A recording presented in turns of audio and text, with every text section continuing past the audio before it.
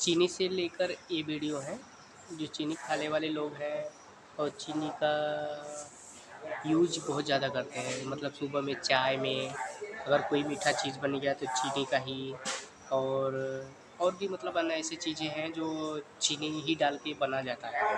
तो चीनी ना खा कर के मतलब चीनी नहीं खाना चाहिए। पहले ये वीडियो देखिए, उसके बाद आपको लगना चाहिए कि चीनी खाएं या ना खाएं। चीनी जिस गन्ने से गुड़ इतना काला होता है, उसकी चीनी इतनी सफेद कैसे होगी? केमिकल्स उसमें डाले जाते हैं। और मैं एक चीनी मिल के अधिकारी जो मैनेजर है, मैं उनकी बात आपको बता रहा हूं। उन्होंने कहा कि मुझे लगभग 12 साल हो गए चीनी मिल में काम करते हुए, और जब से मैंने काम करना शुरू कर दिया चीनी मिल में, तभी से मैंने घर में चीनी लाना ही बंद कर दिया। मैं तब से अपने बच्चों को चीनी खिलाता ही नहीं हूं, जबकि नौकरी से सैलरी वहीं से मिलती है, मगर चीनी नहीं। मैंने कहा कि आखिर कौन सी घटना घटी जिसके कारण से आपने ऐसा किया? तो उन्होंने बताया एक छोटी सी घटना कि चीनी मिल में जो ये पानी निकलता है ना, चीनी के बनने के बाद उस प्रोसेसिंग में जो पानी निकलता है, उस पानी में वो सारा केमिकल भी मिक्स रहता है, और उस पानी को चीनी मिल वाले लोग अक्सर एक टंकी में जमा करके रखते हैं। ये सभी चीनी मिल वालों के पास में होता है, आप भी कभी जाएंगे तो आपको भी पता चलेगा। वो टंकी में वो पानी रखा जाता है, लेकिन रोज रोज प्रोसेसिंग हो रहा है, रोज चीनी बन रही है, रोज बहुत सारा पानी आ रहा है, तो आखिर कब तक एक टंकी की क्षमता है ना, कितने दिनों तक वो टंकी खाली रहेगी? भर जाती है, भरेगी तो फिर क्या करेंगे? खाली करना है। तो क्या किया था चीनी मिल के लोगों ने? सोचा कि छोड़ो ना, अब कहां जाएंगे उसको फेंकने के लिए कहीं दूर, क्योंकि अब उतनी बड़ी टंकी जिसमें हजारों गैलन पानी है, उसके लिए ट्रांसपोर्ट में कितना खर्च आएगा, तो बेहतर होगा रात के अंधेरे में कहीं खेत में डाल देते हैं। क्योंकि जनरली फैक्ट्रियां तो होती हैं ऐसे ही बिराने में, तो कहीं डाल देते किसी खेत में, क्या पता चलेगा पानी है कि चीनी मिल का पानी है क्या है। तो ये सोचकर मैनेजमेंट वाले लोगों ने रात में ही उस पानी को खेतों में छुड़वा दिया, और नतीजा ये हुआ कि उस खेत की सारी फसल जल गई, मिट्टी बंजर हो गई। और जब किसान पता करने लगा कि आखिर क्या हुआ मेरे खेत में, जब चेकअप कराया वो मिट्टी का, तो पता चला कि इसमें तो चीनी मिल का जो वेस्ट मटेरियल है वो डाला गया है। तब उसको खबर मिली कि हाँ, किसी स्टाफ ने बताया कि हाँ, हमारे चीनी मिल से ही पानी डाला गया था आपके खेत में, और पूरी मिट्टी बंजर हो गई। उसने केस कर दिया और चीनी मिल वाले को मुआवजा देना पड़ा लाखों रुपए। तभी से वो स्टाफ कहते हैं कि जो मिट्टी को बंजर कर दे वो इंसान के शरीर में जाए तो क्या करेगा।